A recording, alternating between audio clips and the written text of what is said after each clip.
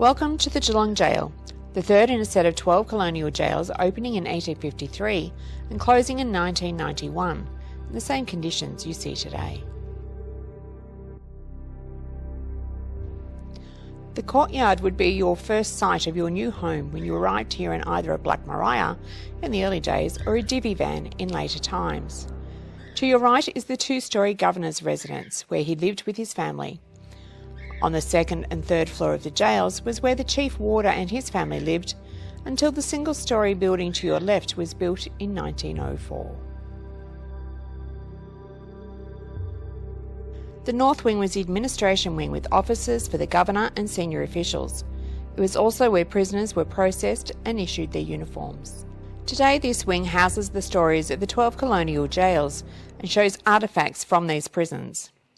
Saga behind the armour illustrates the Ned Kelly story through the eyes of the Geelong people who were involved, and Undressing Our Convict Past, which looks at the 10 changes in male convict uniforms since 1788. The circle was a key feature of gaols built on the Pentonville system, a system of religion, punishment and silence.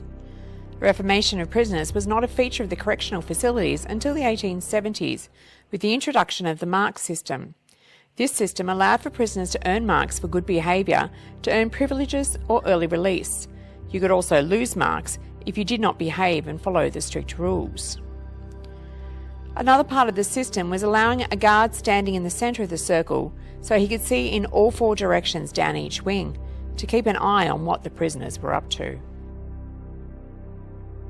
The East Wing once housed the Myers Street Industrial School for girls during the 1860s, for young girls aged between 3 and 16 years.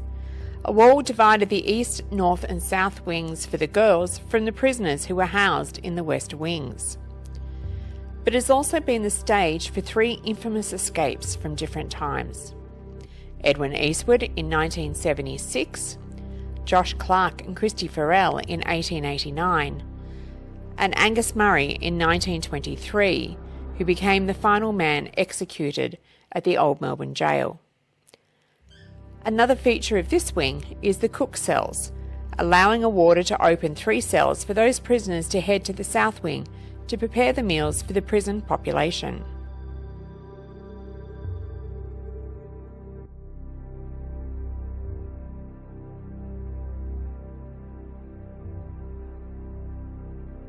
The South Wing was where food preparation and cooking has been done, even since before this wing was built, when the cookhouse was in a wooden building on this location.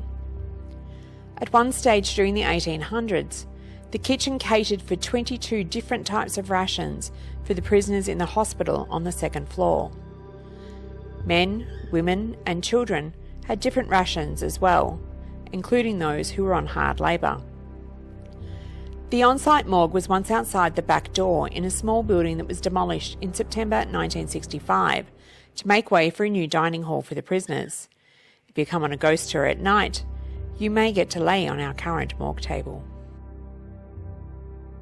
The West Wing is the oldest section of the gaol, with the ground floor and the first floor only being completed when the first prisoners arrived in 1853.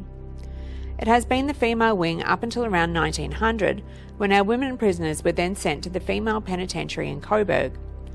On display in this wing is also the military detention story, which used the gaol during both World War I and World War II for members of the 3 services who needed to be incarcerated. The wall was placed here in the 1860s, when both male and female prisoners were kept in the West Wing due to the industrial school, with a staircase in one of the cells, the other end of which you can see in the North Wing. It was pulled down in the 1970s.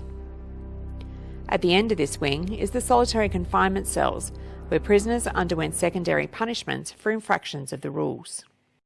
Solitary confinement could last anywhere up to 30 days and may also include half rations or bread and water. A feature of these cells is the pink walls, a reminder of the 19th century colour therapy thought to calm angry prisoners.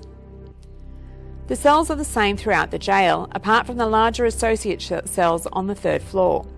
You will notice that there are no toilets, with prisoners using a bucket up until its closure in 1991.